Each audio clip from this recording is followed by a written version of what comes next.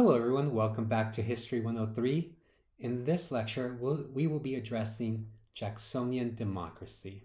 The title for this lecture is called Populism, Political Participation, and the Mythology of Andrew Jackson. I want to start off by showing you this picture right here because it really represents Jackson's presidency.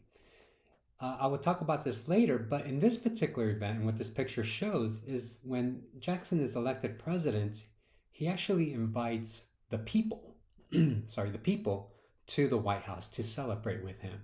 So later on, I'll talk about this celebration. And this picture kind of personifies the Jacksonian presidency.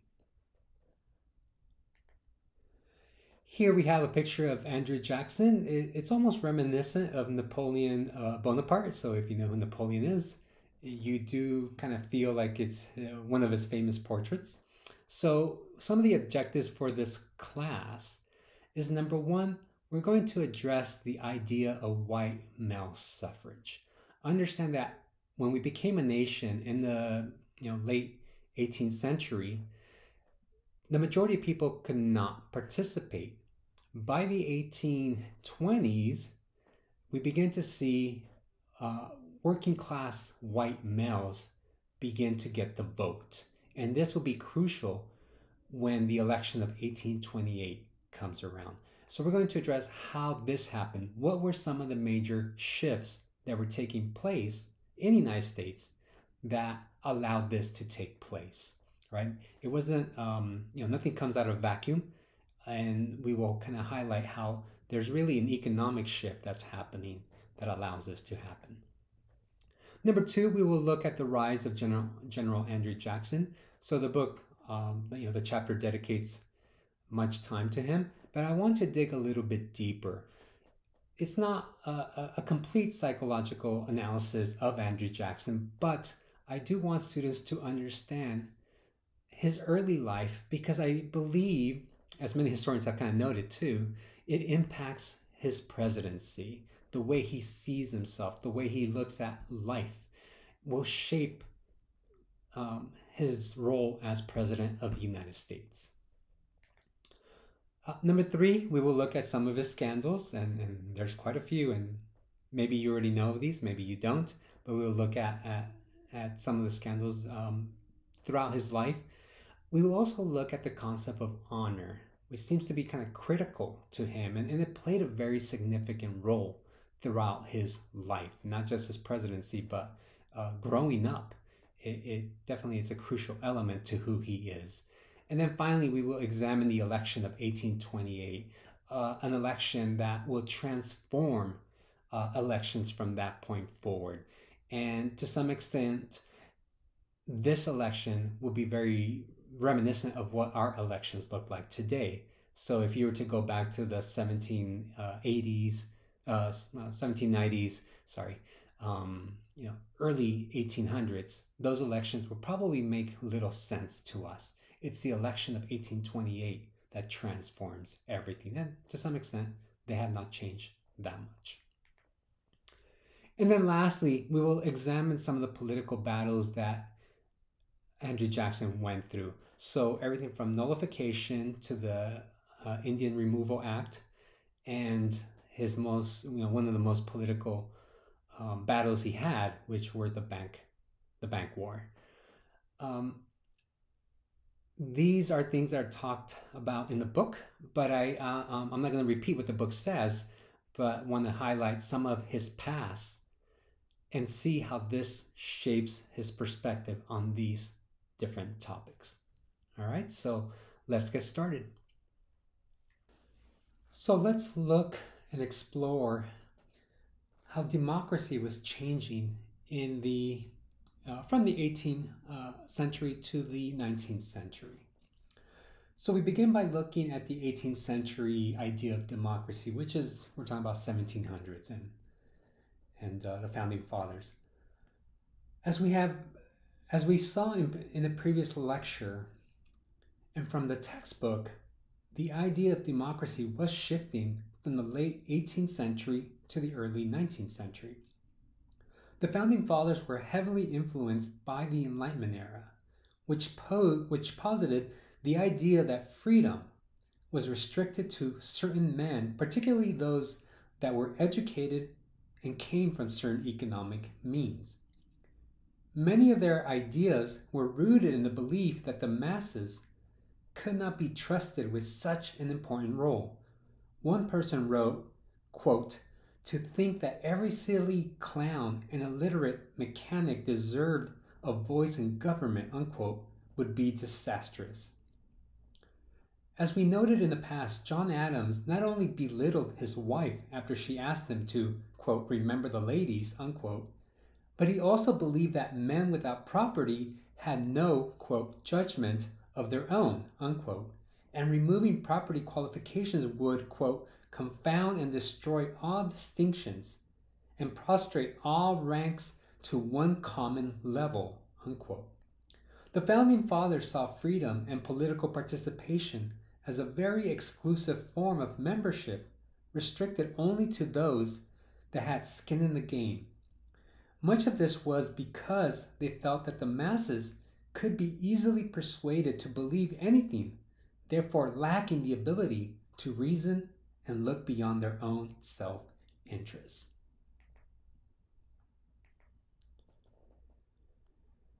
So free labor ideology is what caused this change. As we noted in the previous lecture, the US was transforming into a new type of country that differed from what we saw in the late 18th century, the late 1700s. There was land available following the idea of Jeffersonian democracy. However, as noted previously, the reality was that the US was following more the model of Hamilton, particularly in urban centers. Non-farming labor would help spur an industrialist revolution by the 1830s, so wage labor would dominate urban spaces, basically people working for money. Free labor ideology, which is rooted in the idea that one works for a living rather than owning and working their own land, began to see the property class as a group that disenfranchised the working class. In 1817, Cornelius Blatchley published a pamphlet arguing that property owners had become tyrants, enabled by laws to steal from the laborers that the value that they produce and that rightfully belongs to them. Hence, the worker, the free labor, argued for having a political voice to challenge this growing corruption of the rich property owners. Their frustration first emerged through their participation with unions, often using their economic leverage by going on strike protesting low pay and long hours. Workers argued that they needed time to refresh, to rest, spend time with their families, and obtain an education necessary to make educated decisions when it came time to vote. Urban workers noted that their economic importance was the driving engine of the U.S. economy, and not some farmer. They, the urban craft workers, demanded the vote based on their military service, loyalty, and economic importance. Another concern that was taking shape in the 1800s was territorial expansion. With new land opening up, it meant that land was available, and people were migrating west to places like Mississippi and Missouri. For example, the population of Illinois grew from 55,000 to 157,000. Indiana from 147,000 to 343,000. With population growth, it meant that land needed to be available, accessible, and affordable. The Land Act of 1820 reduced the price of open land to $1.25 per acre. However, one needed to purchase a minimum of 80 acres. Since people did not have that type of money to buy that much land, they often had to borrow from local and state banks, forcing purchasers to pay back their loans as quickly as possible, otherwise defaulting and losing their land, allowing the banks to take the land from them and using it to sell it to land speculators, who were more than likely had the means to purchase it, which banks prefer rather than to sell it to individual settlers. Thus, this system of economic greed led those without land, which was the majority of Americans at the time, to continue to follow the common practice of squatting, which allowed them to claim the land as long as they worked it. So how did free labor ideology and Western expansion lead to suffrage for the masses? So how did they get the vote, in other words? Let's first be clear that when we talk about the masses, we are referring to working class or poor white males. Women, African Americans to some extent, and Native people could not vote. Just to give you a quick example, any state allowed into the Union after 1819 specifically excluded African Americans from the vote. So white male suffrage was due mostly to the growth of the nation and the inclusion of new states. Political participation / voting rights were defined by states rather than the federal government, so when Vermont entered the Union in 1791, it implemented universal white manhood suffrage. Pennsylvania no longer required a property qualification, but retained a tax-paying one, which enfranchised almost all male population with a few exceptions such as paupers and domestic workers. As Western states were added to the Union, almost all eliminated property as a determining factor to vote. For example, Ohio entered the Union in 1803 without property requirements for voting. And all 6 states admitted between 1812 to 1821 entered with universal white male suffrage.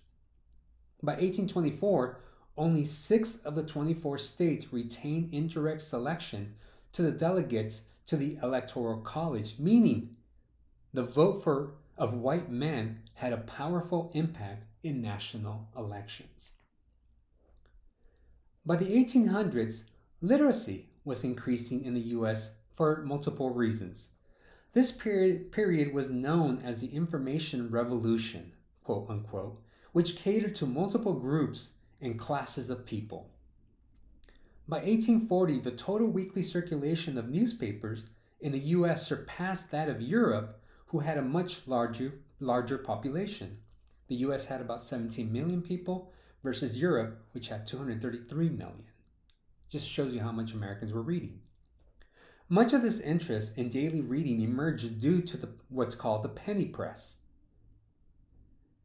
such as the New York Sun and the New York Herald, which cost only 1 cent instead of the 6 cent a paper typically cost. And their stories captivated their audience with sensationalism, crime stories, and expose of official misconduct. So a quick example will be the story of Helen Jewett. She was a prostitute. She came from a well-to-do family, moved to New York, became a prostitute, but kind of like a high-class prostitute. Only took in a few clients, and one of them was this man named Richard Robertson. Anyways, in this story, she ends up kind of confronting Richard because he had gone to a different prostitute, and she was offended by this. To some extent, they developed very strong emotional ties with her clientele, and this kind of caused this friction. There was a big fight, and in the end, Richard ended up killing her. Now, the significance of this story is that it played in the press for many weeks, and people were captivated not only by the murder itself, but the life of a prostitute. So, a modern equivalent will be like today, where people enjoy reading true crime or listening to true crime podcasts. So we are, to some extent, no different than the people from the 1830s. So in addition to these type of newspapers, postal rates were low, which allowed the transportation of newspapers throughout the country, with newspaper postal traffic accounting for the majority of the mail in the 1830s. Lastly, political parties published their own pamphlets and papers in order to reach a larger group of voters and create a national party platform, which was instrumental in the new political culture of the 1820s and 1830s. So democracy was taking shape, even if it was restricted to mostly white males. By the 1840s, 90% of all adult white males were eligible to vote, and this would be a defining characteristic to our American identity at the time. However, the more we fought for equality, right, because the vote was only allowed to the landed, property people, but now is given to all white males, even workers and farmers and so forth. So the more we fought for this type of equality, the further we seemed to move from it.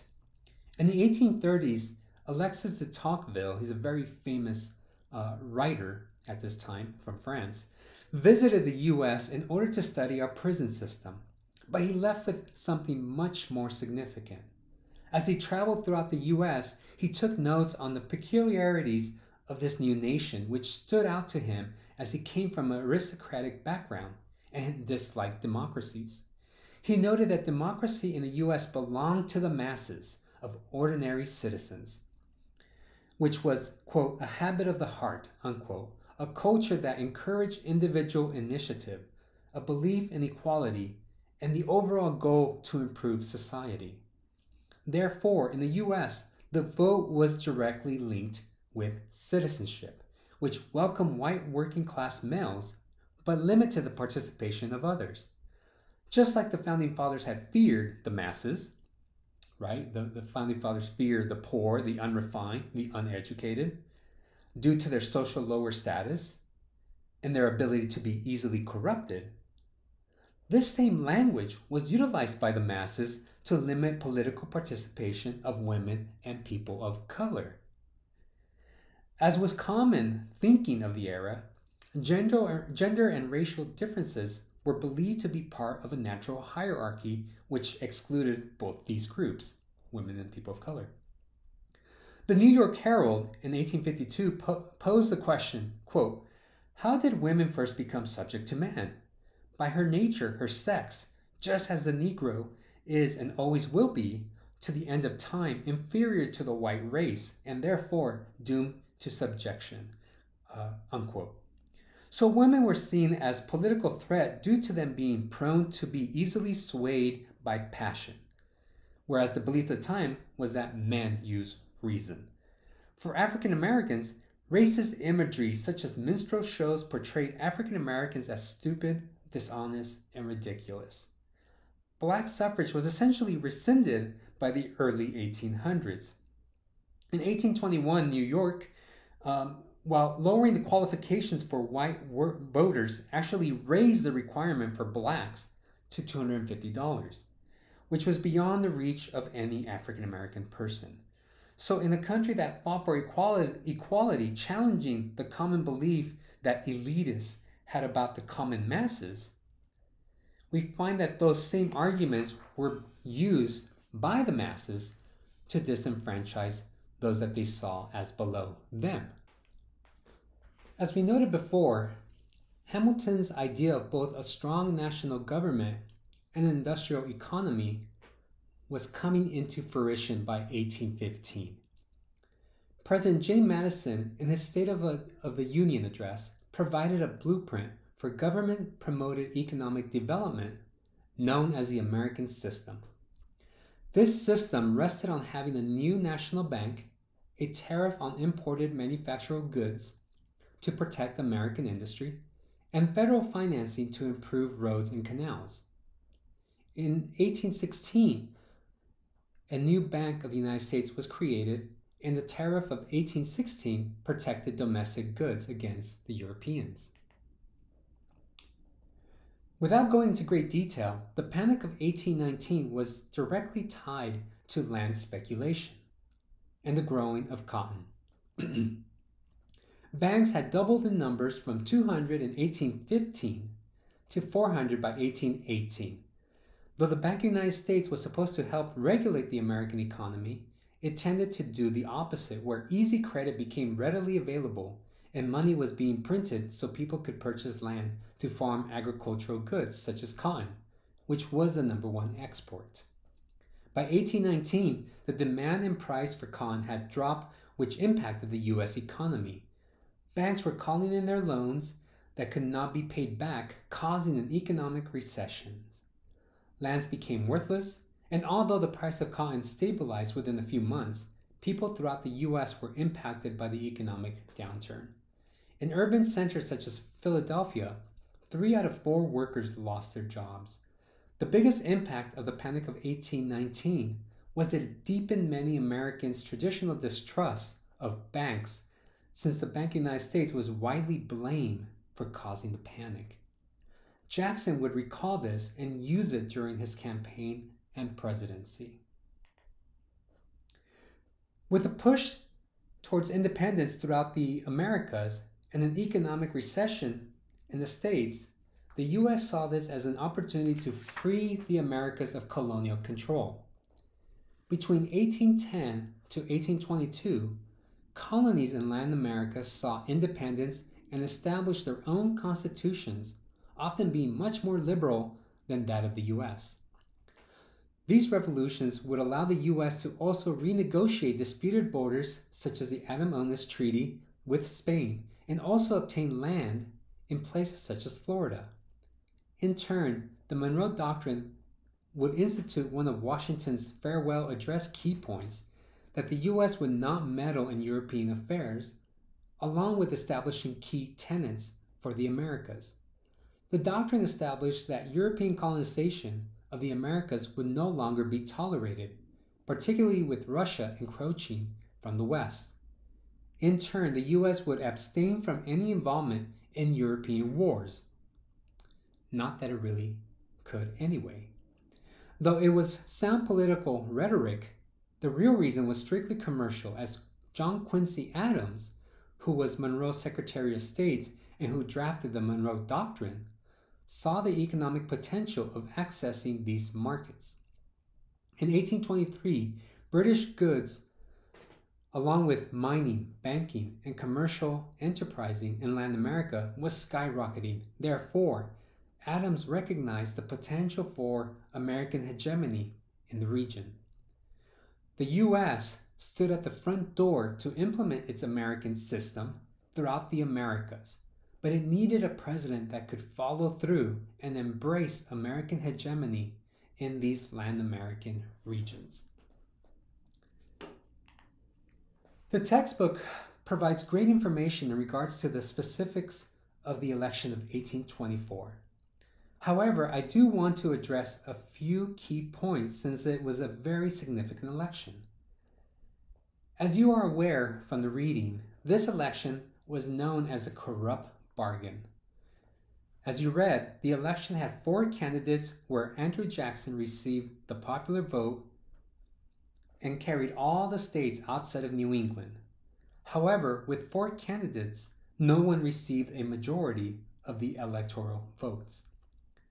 The 4th place finisher, Henry Clay, was required to bow out of the race, and this is where the matter got complicated. Though I will talk about Andrew Jackson in greater detail in a minute, we do have to recognize the significance of John Quincy Adams, particularly since he was the most qualified candidate from the bunch. Not only was he the son of John Adams, a founding father of the U.S., but at the age of 8 was at the Battle of Bunker Hill as a spectator. At the age of 14, he worked as a private secretary and French interpreter for an American envoy in Europe. He also served as ambassador to Prussia, the Netherlands, Britain, and Russia. Although not an engaging figure, as he would describe himself as, quote, a man of cold, austere, and foreboding manners, unquote, he hoped to encourage American commerce throughout the world.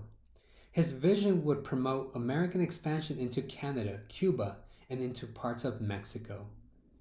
As he once stated, quote, the proper domain of the U.S. was the entire continent of North America, unquote. He was well bred, spoke 4 languages, and most believed that he was the ideal candidate to promote the American system. Therefore, Clay gave his support to Adams, guaranteeing him the election in return for the position of Secretary of State, a bargain that would smear his reputation and stunt Clay's political career. So let's look at Andrew Jackson. The political career of Andrew Jackson was one that can best be defined by personality rather than by political ability. In this slide, I will address somewhat of a psychological portrait of Andrew Jackson in order for us to understand much of his political career. Let's start with his background. Andrew Jackson was born in South Carolina in March of 1767 in the Waxhaws, a district close to the North Carolina border. His father, a Scot-Irish immigrant, came to the U.S. as part of a wave of migrants that settled in the colonial southwestern interior away from the English, who they distrusted and outright hated due to a long history of colonization and religious and economic conflicts with English landlords, often looking down on them with ill contempt. So they hated the British. When they settled, they did not settle in communities, but rather in isolated homesteads, defying any outside control and giving their loyalty to their clans rather than their community. For many, violence was often the means of settling disputes, as most males carried pistols. They were often characterized as, quote, violent, whiskey-drinking crowd of barbarians, characterized by a low, lazy, sluttish, heathenish, hellish life, unquote. This is the world into which Jackson was born into and would define aspects of his life. His father, unfortunately, would die before he was born due to a tree-cutting accident. During the American Revolution, Jackson had first-hand experience at the age of 9. He was witness to the atrocities of the British. Jackson's mother, Elizabeth, aided in the wounded, while Andrew and his brother eagerly joined the local militia. He became a messenger for the rebels and was captured by the British soldiers, along with his brother. In one memorable instance, Jackson was demanded to clean the boots of an officer, which Jackson refused and was struck with a sword, leaving a scar on his face, while his brother was wounded, which he would eventually die before his release. His mother successfully was able to obtain her son's freedom, but unfortunately died of cholera while serving as a nurse right around the time of British surrender, leaving her son, Andrew, alone and an orphan. This will be key. During this period of his life, he often spent his time gambling, drinking, and watching cockfighting. He was able to obtain an apprenticeship at the age of 17 from a lawyer, and this was his ticket west, where he was able to become a lawyer in Jonesboro, Tennessee, linking him to that state for the rest of his life. First, let's define what honor meant in late 18th, early 19th century US, as this is significant to the psychology of Andrew Jackson, both as a general and as a president. Typically, the idea of honor is equated with the sacred. It becomes almost holy. In Western civilization, it has typically been connected with a privileged group, particularly of males, classifying them above the ranking of others, thus creating an ordered society. However, in the backwoods of American Western frontier, honor would have somewhat of a contradictory definition, one that we would not and could not understand as many of Andrew Jackson's actions were deemed dishonorable, even by the standards back then. However, the definition of honor reads too academic for the purposes of this lecture. Instead, we must note Jackson's temperament. It was argued by his biographer that growing up, he had an explosive temperament, often followed by a stream of obscenities and threats of violence. As a child, he suffered from a neurological disorder where he had the habit of drooling uncontrollably, which caused other kids to make fun of him and him having to defend himself by the only way he knew how, by fighting. In another example, he and 3 friends ended a night of drinking by smashing their glasses and the furniture of the tavern where they were staying and throwing the remnants into the fire. As these examples show, Jackson defined his idea of honor based on his perception rather than by some noble idea. He was told to fight in a frontier community where one had to prove themselves and rise social ranks at the expense of others. Therefore, the idea of honor in a place like Tennessee would sound nothing like an academic definition. The next major concept that we must address is the idea of dueling, which was a practice to help create order in order to prevent chaos, which is kind of odd. It has its origins in the medieval world where knights would defend their reputation through the glory of God. If a knight won, it meant that God favored them over the loser, thus increasing the status of the victor. Dueling in the Americas was nothing new, and most of us are familiar with the infamous duel between Burr and Hamilton. However, most people are not familiar with Andrew Jackson's duel, where he actually killed the man. Mixing the idea of honor, dueling, and a frontier pseudo-medieval culture along with Jackson's temperament set up his political career. As he himself argued, once he left office, he is noted to have said that his biggest regret was, quote, not shooting Henry Clay or hanging John Calhoun, unquote, indicating that honor must be protected and vindicated at all costs. So let's set the stage for his most infamous duel. Believe it or not, there were many. All this arose over a dispute due to a horse race, and which Andrew Jackson took great pride in his stable of Arabian horses, especially his 5-year-old Truxton, who was famous throughout the South. Against his horse, Captain Joseph Irvin posted his champion Plowboy, making a $2,000 bet.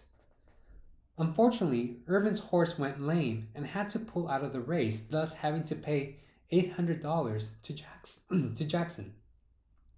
During all this, there was a lot of drama and back and forth between Jackson and the son-in-law of Irvin, Charles Dickinson, in regards to the payment.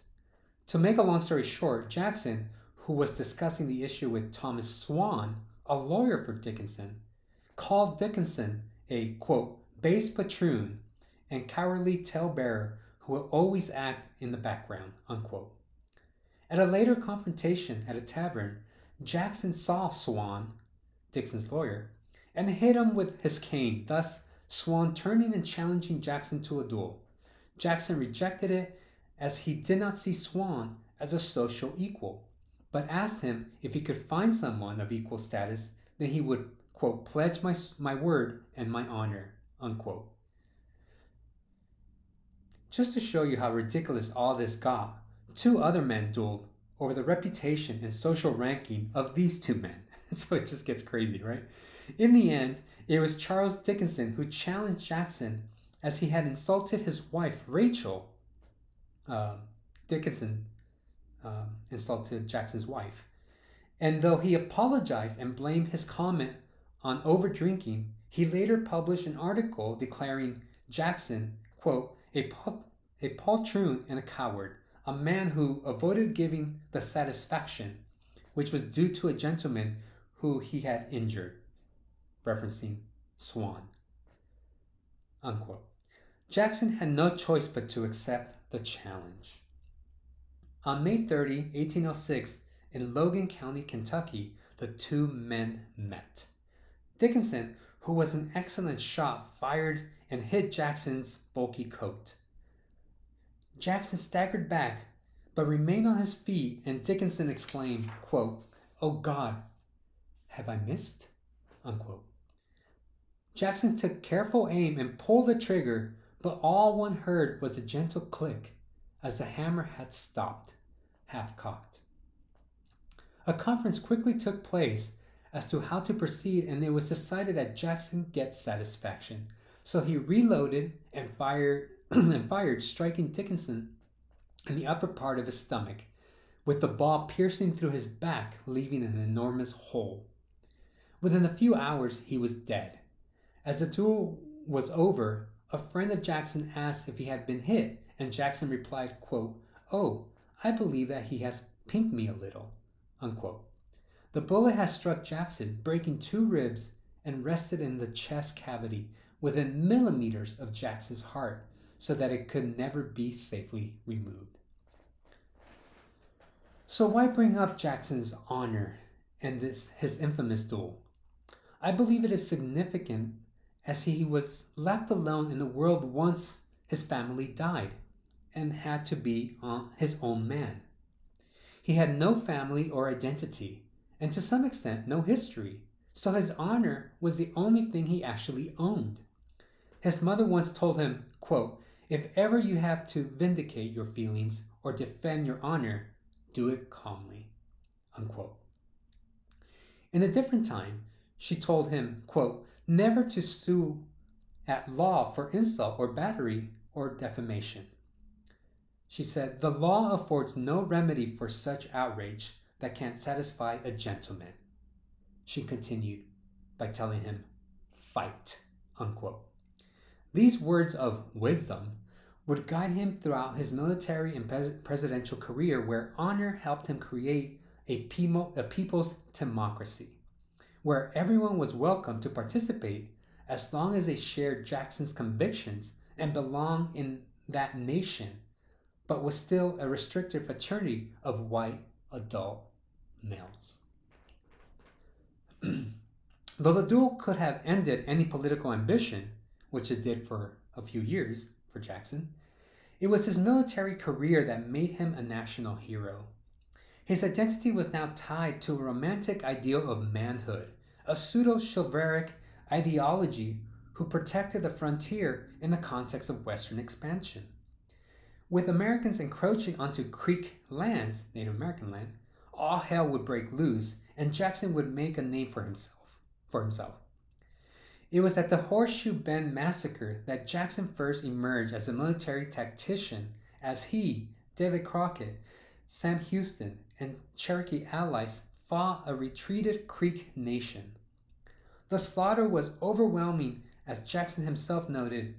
The Creek fought bravely, but, quote, were cut to pieces, unquote.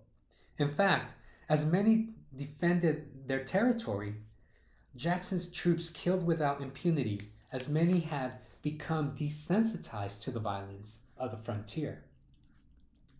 One soldier testified that, quote, many of the Tennessee soldiers cut long strips off the skin from the bodies of the dead Indians, and from these made brittle reins, unquote.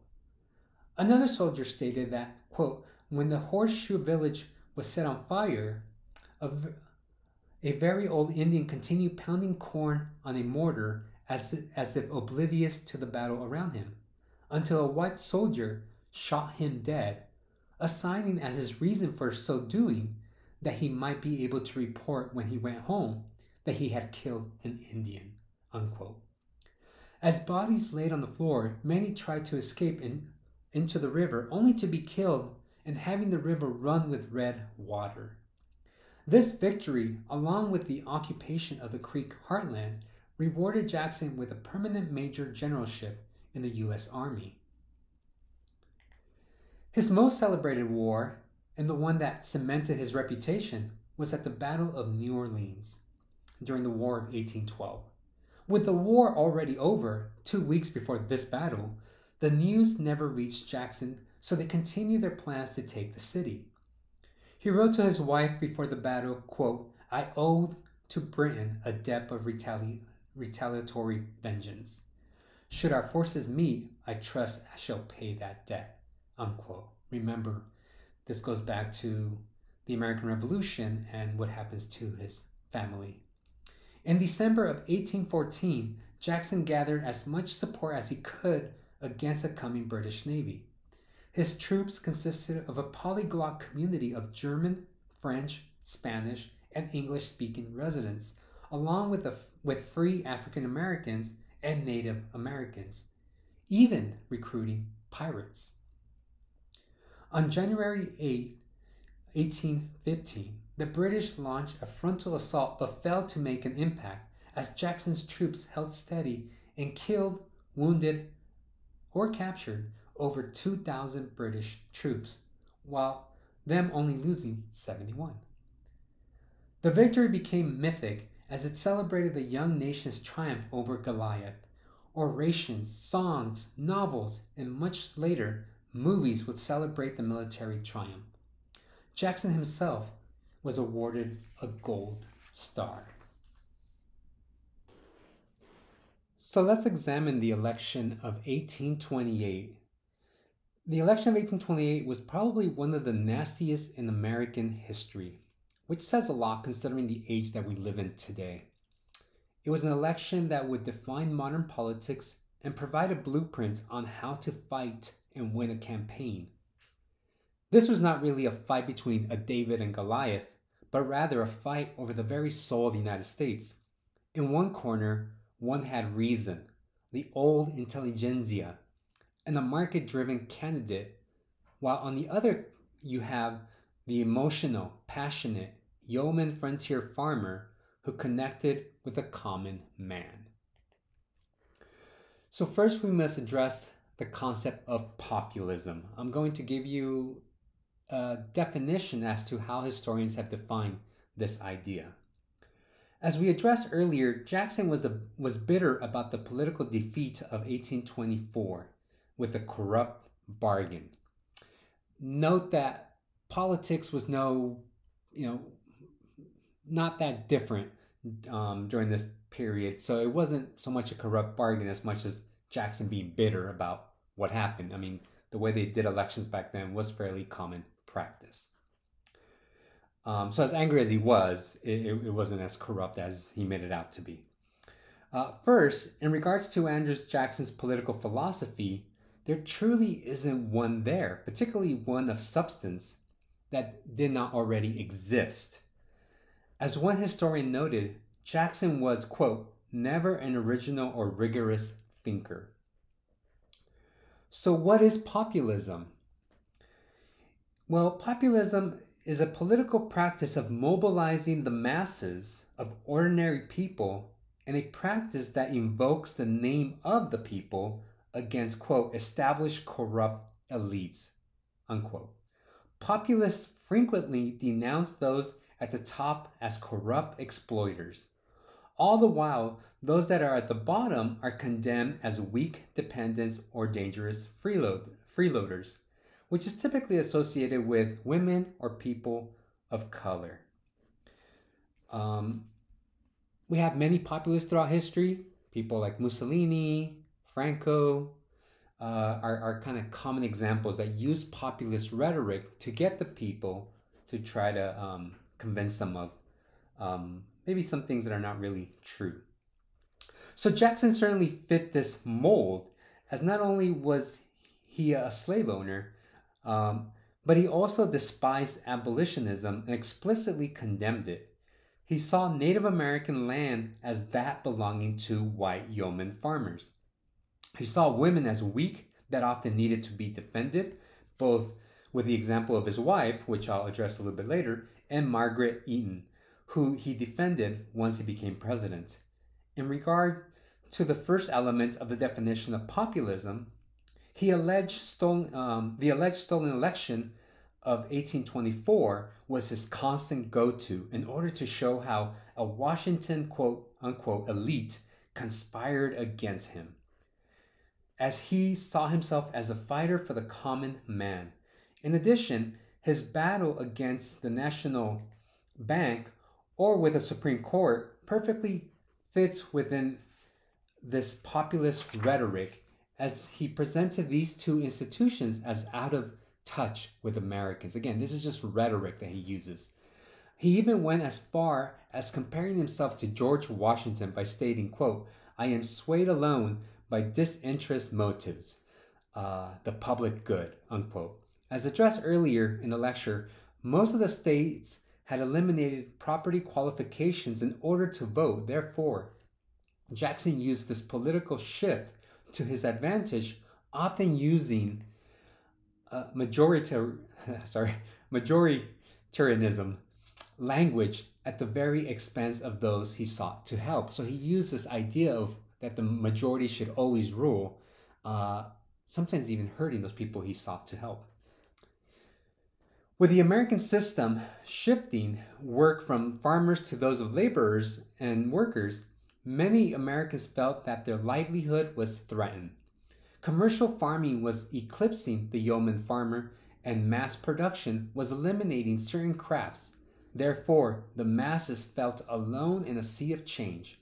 In turn, Jackson privileged this rhetoric of primitive purity, quote unquote, where Jeffersonian democracy would give every white male American the right to farm his land. So what he's doing here is basically using that populist rhetoric to go back to the good old days. So a good example of that would be like in modern times, somebody saying, "Oh, the good old days of the 1950s." When you look at it historically, they weren't really that great. To Jackson, the enemies were precisely the men who were, quote, transforming the American economy, specifically those who can identify themselves with the privileged joint stock companies. In other words, what he's referring to, those kind of economic elite. In other words, he needed to create a boogeyman, an enemy, because the masses were easily persuaded due to their inability to recognize these shifts and tended to vote based on emotions rather than reason. A lot of times, most people tend to vote based on maybe one specific issue, rather than looking at kind of like a big picture. Thus, the voter of the 1820s was one that wanted a candidate that reflected them, for better or for worse. They wanted him to have the same level of education as themselves, because past presidents were seen as too educated, often speaking French, Latin, and Greek. Sorry I laugh, but they wanted them to be, I don't know, at the same level of education as they were, which is always intriguing. So let's look at John Quincy Adams. During the election of 1828, Quincy Adams represented this boogeyman for most Americans, even though he was the most qualified candidate, as he was, quote, a Republican in the true sense of the term, one who looks to the permanent good of the whole republic, unquote. He was Harvard educated, received great praises from former presidents such as Washington and Jefferson, and spent years in Europe, which was a cultural and intellectual center of the world. However, in the US, there was, particularly at this time in the 1820s, there was an anti-intellectual movement that distrusted people like Adams. As one writer said, quote, "Mr. Adams is possessed of learning. He may be a philosopher, a lawyer, an elegant scholar, and a poet. And yet, the nation may be little better off for all these endowments and accomplishments," unquote. In addition, Adams' New England roots made him an enemy of the slave system in a very sectionalist country where slavery was growing in the frontier regions. This is exactly what the Founding Fathers had feared, this very idea of democracy by the masses. And we can even look back at, ancient history and a person like Socrates in ancient Greece, who basically gave his life to prove this point, right? So, what changed in regards to political campaigns in the 1820s, particularly the election of 1828? So, how did this election of 1828 differ from other political campaigns? For one, we have the emergence of political parties which the founding fathers feared because they believed power posed a constant malignant threat to liberty. The goal was for those running the country to be devoid of self interest and focus on the public welfare, really the commonwealth. Therefore, political parties ran counter to this, as loyalty to a political party would threaten loyalty to the community. Parties were the, quote, engine of corruption, unquote, according to the founding fathers. In fact, this election made political parties into national parties, as one historian wrote, quote, the classical ideal of nonpartisan leadership, which Adams and Monroe has shared with Washington, was dead, killed in the battle with Old Hickory, unquote. It is almost ironic then that both Jefferson and John Adams, passed away on July 4th, 1826, signifying the end of an old guard and the beginning of a new generation. Much of this had to do with the way the masses shaped political parties and the way political parties shaped the masses. When Jackson was nominated for president, parties shaped, instead of making it a subdued occasion, he made it into a big hoopla, standing before a joint session of legislature, submitted his resignation, and gave a speech that is reminiscent of our contemporary political culture, saying, quote, unless the people's will prevailed, corruption will become the order of the day, and evil may arise of serious importance to the freedom and prosperity of the republic, unquote. This scene that he caused created a clear distinction based on hyperbole of, quote, good versus evil, where he saw himself above corruption, which was completely untrue, if you know anything about Jackson's history. And to some extent, he was your typical politician of the era. Another significant innovation of the Democratic Party in the 1820s and into the early 1830s was the utilization of newspapers. Though political partisan papers were nothing new, Jackson's campaign coordinated them all into a single idea or a single message, which reached every corner of the U.S. In addition, Jackson used almost military-like organization to reach these different sections of the United States. Calhoun, Van Buren, Eaton, and Benton, all part of his campaign party, each representing a different section of the U.S., met regularly and would trickle down information to subcommittees that represented different towns, which helped raise enthusiasm and votes for Jackson. The use of rallies and banquets were often used in local elections, but Jackson was able to expand these local events into national ones, particularly because of his popularity as a war hero. On January 8, 1827, almost every state capital celebrated the Battle of New Orleans, with Jackson, along with some vets, traveling down on steamboat to reach New Orleans on the exact date, creating a media frenzy. It was like an entire nation took a day off to celebrate Jackson for his service.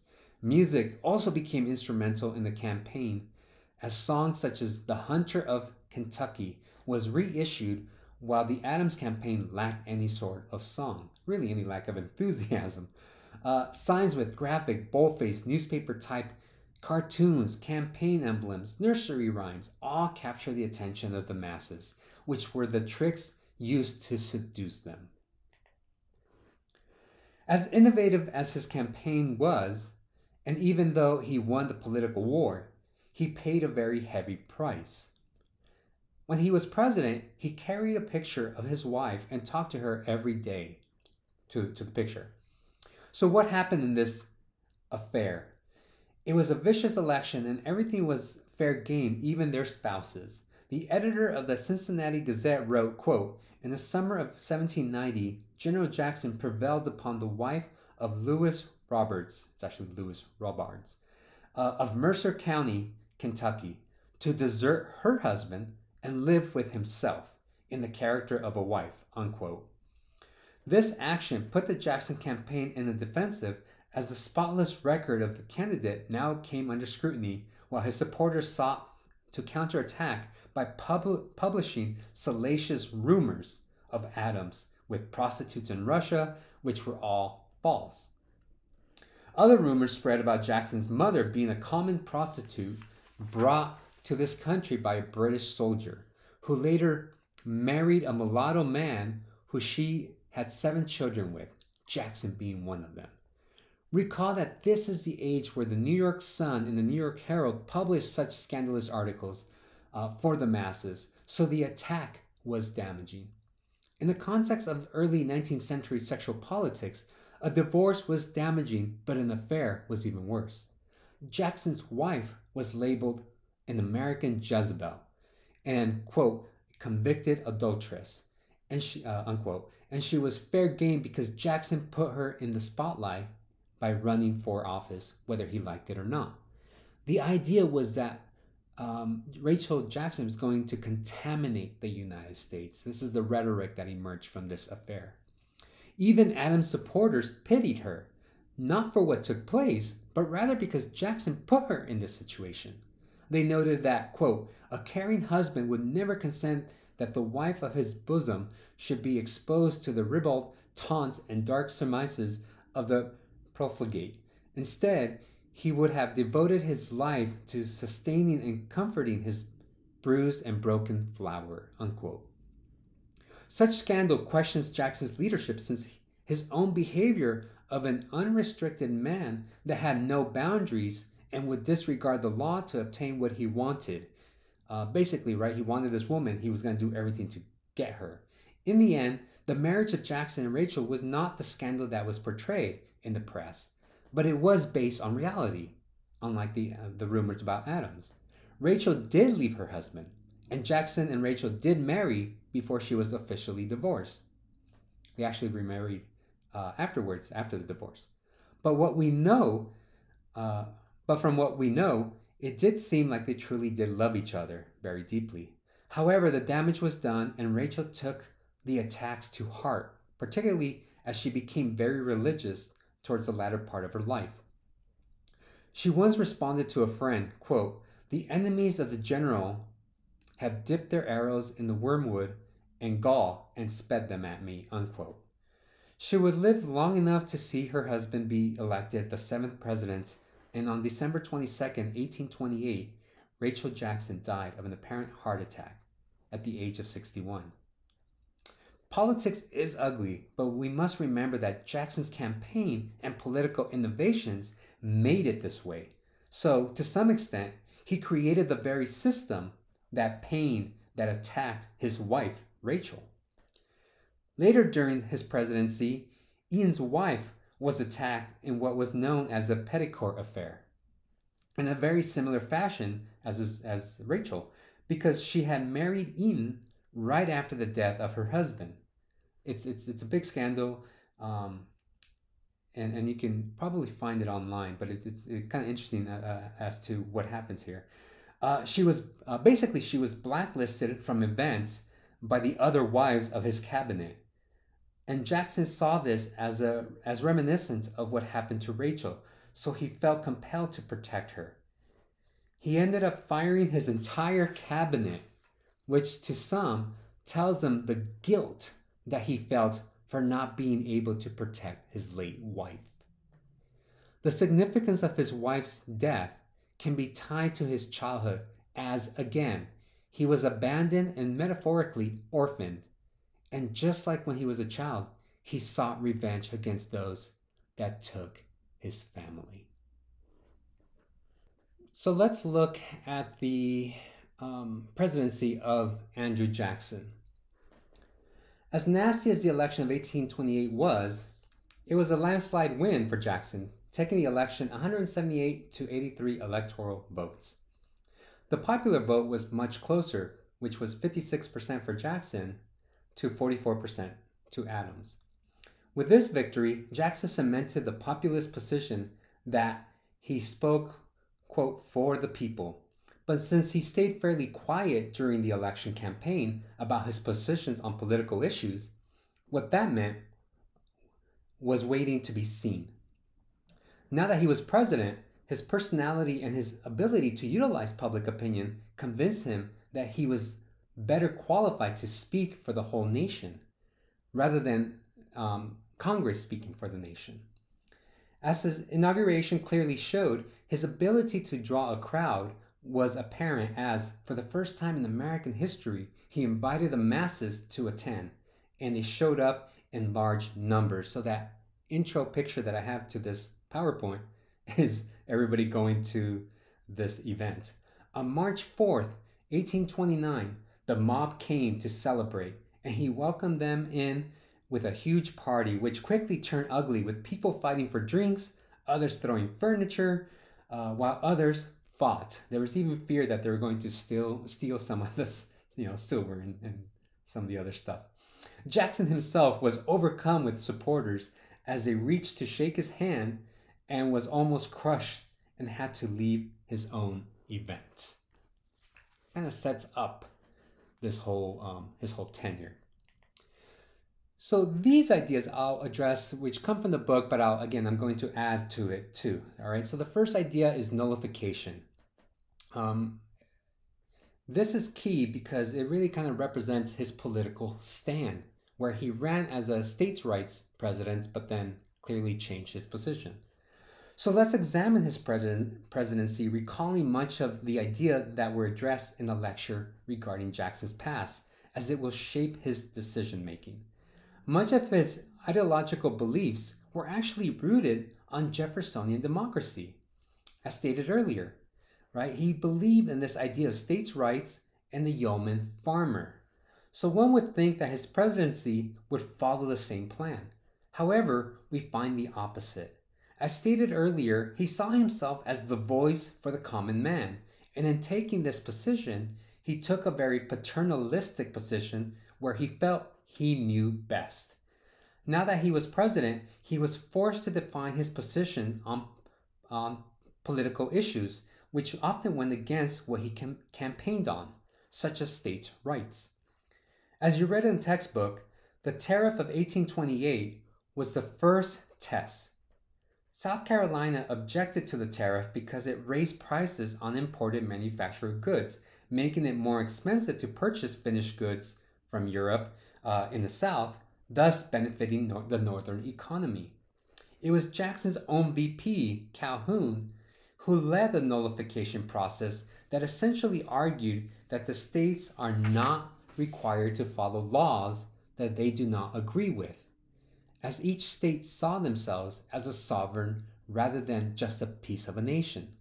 Ultimately, there was a compromise, but Jackson challenged South Carolina's position when he said at a dinner, quote, "Our union, it must be preserved," unquote, arguing that the federal government was more important than the rights of states. The most consequential policy during the Jackson presidency was the Indian Removal Act of 1830. The textbook goes into specifics, but I do want to highlight some aspects about his relationship with Native Americans. First, we must recall the role that Native Americans played in military campaigns with Jackson. The Cherokee Nation supported and fought alongside Jackson in the Battle of New Orleans and Horseshoe Bend, and they felt that they could keep their land if they worked through the system. In fact, on July 4th, 1827, the Cherokee Nation drafted a constitution asking for permanent borders with the support of the U.S. federal government. In other words, asking Jackson. When Jackson became president, he told Native Americans, quote, "It will be my sincere and constant desire to observe towards the Indian tribes a just and liberal policy, and to give that humane and considerate attention to their rights and their wants, which is consistent with the habits of the government and the feeling of our people," unquote. However, this was just lip service, as Van Buren noted that Jackson had clear objectives for native land, quote, from the first moments of his elevation to power, unquote. As one scholar argued, first, he sought the removal of the Indians from the vicinity of, of, of the white population and their settlement beyond the Mississippi, unquote. States quickly jumped on this and passed legislation such as in Georgia to avoid any Cherokee claim to land or even having a political voice. Jackson, who was already fighting with South Carolina about the nullification issue, did not want to fight with another southern state and supported the state's policies against Native people. In a letter to James Gadsden, he declared himself a friend of the Indian. He even so it's important to know that he even adopted a Native American child named Lincoln when his parents were killed at the Battle of Horseshoe Bend. But Lincoln would often run away and eventually died of tuberculosis at the age of 17. And Jackson felt like he had the best interest for Native Americans in a very paternalistic tone, as he himself saw this removal as his, quote, paternal duty, unquote, to defend Indian welfare. Essentially, he was making all sorts of excuses to take the land away from Native populations at any cost. In May of 1830, the representative body met to discuss and pass the Indian Removal Act, and it had the full support. What stood out though are those that voted against it, such as Edward Everett of Massachusetts, who would later become famous for speaking at the Gettysburg Address right before Lincoln. Another objector was Davy Crockett, who participated with Jackson's army during the early phase of the Creek Wars. He argued that the bill was, quote, wicked, unjust measure, unquote, and opposed it even though he was required to follow the party line. He would, quote, bear the consolation of conscience, unquote, against a bill that was, quote, oppression with vengeance, unquote. On May 26, Crockett stood his ground and voted no, but the Indian Removal Act passed with 102 votes in favor and 97 against. In regards to slavery, we find that Jackson was a strong supporter of the slave system, particularly because he owned slaves himself. As the abolitionist movement took hold in the North, he did everything in his power to stop them. Anti-slavery literature was entering Southern communities in the hope that they could persuade them to stop this institution. However, Southern leaders resolved to keep those ideas out by force if necessary. This would lead to violence in July 1835 when a group of white men broke into the Charleston post office, seized anti-slavery newspapers, and made a bonfire in the public square. When postmasters saw that the federal government would not do anything to stop these actions, they themselves saw to it that abolitionist literature be banned. Jackson and his administration played an important role by demanding male censorship in order to suppress the dissemination of anti-slavery publications. The Bank War. As stated earlier, there was an increasing distrust of banks since the Panic of 1819. Like Jefferson, Jackson believed in the yeoman farmer rather than in the increasing manufacturing centers that were building wealth for the nation. As stated earlier, Jackson needed this scapegoat to aid his political cachet of fighting for the quote, for quote, the common man, unquote. As president, he continued his rhetoric of, quote, corrupt banks, unquote, plotting against the people.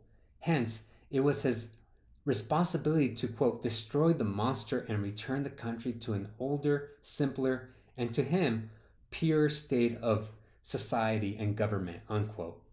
In fact, there was no going back to the good old days, but he needed to find someone that represented the urban corrupt non-producer, which was represented by the National Bank and the Reed Charter. Since the Bank of the U.S. was a private entity, Jackson tried unsuccessfully to create a government-issued all-metallic currency that was immune to private manipulation and protected ordinary Americans from the machinations of those he excoriated as, quote, the great moneyed corporations, the selfish interest classes, and even the predatory portions of the community, unquote. In other words, the banks. Like his machismo attitude of his youth, he saw the bank war as a duel between him and the head of the U.S. Bank, Nicholas Biddle. As the book noted, Biddle asked for a recharter, and it was approved by Congress, with Clay, Jackson's old nemesis from the corrupt bargain, threatening Jackson to veto the bill just before the 1832 presidential election. In a remarkable move, Jackson did veto the rechartering of the bank, and many saw this as his political end, since the majority of Congress supported rechartering the bank. Instead, like one of his many duels, he survived and took it one step further by sending 50,000 copies of his veto message throughout the nation so he could reach his audience, the masses, kind of like a Twitter message today, right? Arguing that he was going after, quote, special interests, unquote. In the end, he won the battle, as Congress, who was pro-chartering the bank, suddenly came to Jackson's corner and upheld his veto. Unfortunately, he lost this war, as the National Bank of the U.S. was instrumental for the economy to function, even with some of the problems it had.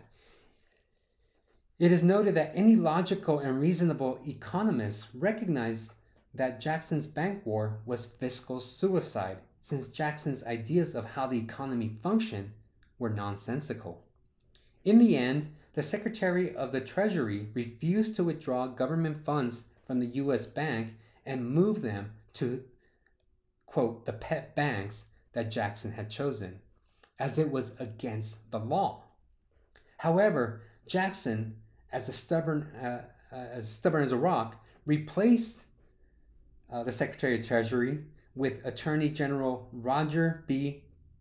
Taney, and he carried out his orders. Basically, he was looking for a yes man. And Jackson would later actually reward Taney with a position in the Supreme Court. Inevitably, Jackson's action caused the Panic of 1837, followed by an economic depression that lasted until 1843, which by then Jackson was out of office, so the next person got the blame, which was Van Buren.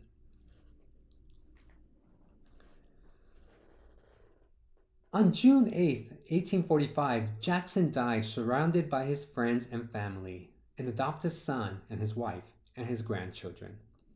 It is nothing short of a miracle that he lived the years he did, as his health was always deteriorating due both to his personal actions and to health issues beyond his control.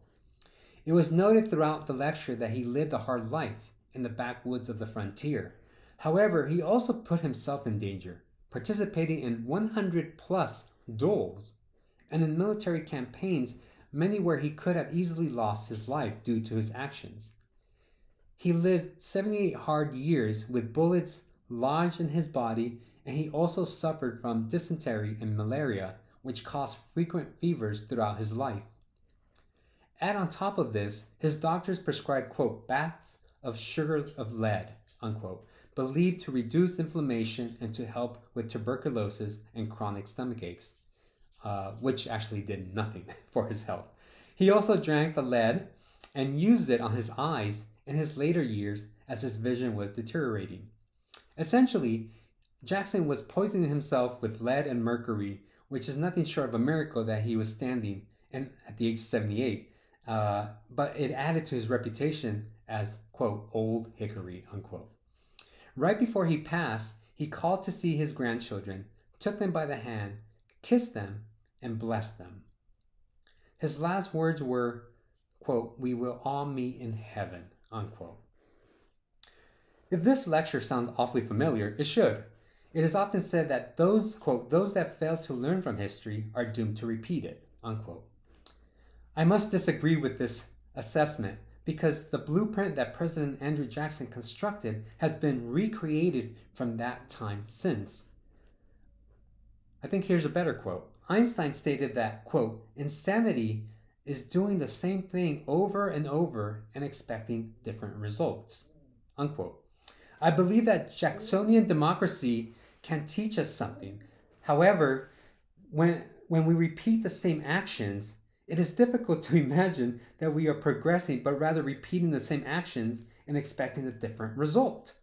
If anything, Jackson has shown us that his tactics have become so ingrained in our political culture and have become a formula moving away from the ideals of our founding fathers, of disinterested leaders that put the good of the community over personal petty grievances. All we must do is look at contemporary politics with a petty name calling, populist rhetoric, and detachment from reality to see that we have not learned anything from our past. So let's conclude this lecture. What did we learn, right? What were some of the major points that were addressed in this piece? Number one thing that I want you to walk away understanding is that America was changing by the 1830s. We were starting to go through an industrial age, and a lot of people felt uncomfortable with that. As I noted earlier, people were losing their jobs, right? You begin to see the rise of commercial agriculture. You see certain people in certain crafts losing their losing their job to new industries. So to some extent, Jacksonian democracy was about returning back to the good old days, what was defined as Jeffersonian democracy, the idea of living out in some empty land, right, and growing your crops and surviving out there, right? And that this was true democracy. And the reality was quite different, right? As we mentioned with the American system, the United States was changing, whether we liked it or not. But some people felt disenfranchised and wanted to return to those good old days, even though those good old days were long, long gone. So Jackson reflected this idea of going back. Another kind of key point that we address is the rise of populism. And I really want you to understand this notion of populism because politicians to this day use it, right? They promise you this and that, and do they deliver? More than likely not, right? A lot of it's just kind of rhetoric to get your vote. And unfortunately, people kind of buy into it, right? As I mentioned earlier, you have many examples of kind of populist leaders, people like Franco, Mussolini, who use the language of the people, right? But in the end, they become very, to some extent, particularly with those examples, they become dictators, right? So you always have to be very kind of careful with populists because a lot of times they use the masses really for their own political aims, right?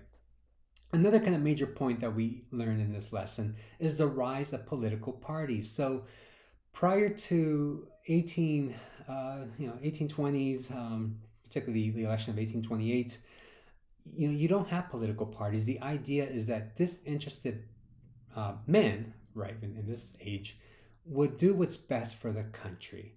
With the rise of political parties, people begin to be connected to, a Democrat or the Whigs. And, no longer was it about what's best for the country, but really what's best for the party. So people begin to vote down the party line. And this is something that should resonate with us because we do that today, right? People vote. If you're a Democrat, you tend to vote Democrat across the board, or if you're Republican, you vote Republican across the board. And this is what the founding fathers feared. But this is where it all begins. And then lastly, the goal is that you understand this idea of Jacksonian democracy. For better or worse, this is what we have, right? It came about in the 1820s and particularly in the 1830s. And the question is, how do we remember a president like Andrew Jackson? Right. As I mentioned earlier, the person who probably had the better qualifications to be president was John Quincy Adams. But it was Jackson who won out. A lot of it was through his charm. And but definitely he was able to mobilize the masses to get elected president, not once but twice. So how do we end this? Well, I think his biographer said it best, and I'm going to end it with his statements. In 1860, his biographer James Parton wrote, "Jackson was a patriot and a traitor." Right? He was a writer, brilliant, elegant, eloquent, without being able to compose a correct sentence or spell words of 4 syllables. A most law-defying, law-obeying citizen, a stickler for discipline. He never hesitated to disobey a superior. A democratic autocrat, an urban savage, an atrocious saint.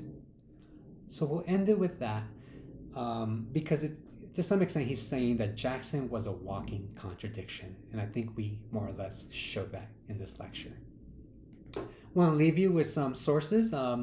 These are all sources that I've read in the past, with a few more that I didn't include. I don't want to bore you too much, but there's some books in case you're interested about reading about Andrew Jackson, and some articles that are really kind of fascinating. All right, so we'll end it there, and I hope you feel like you learned something.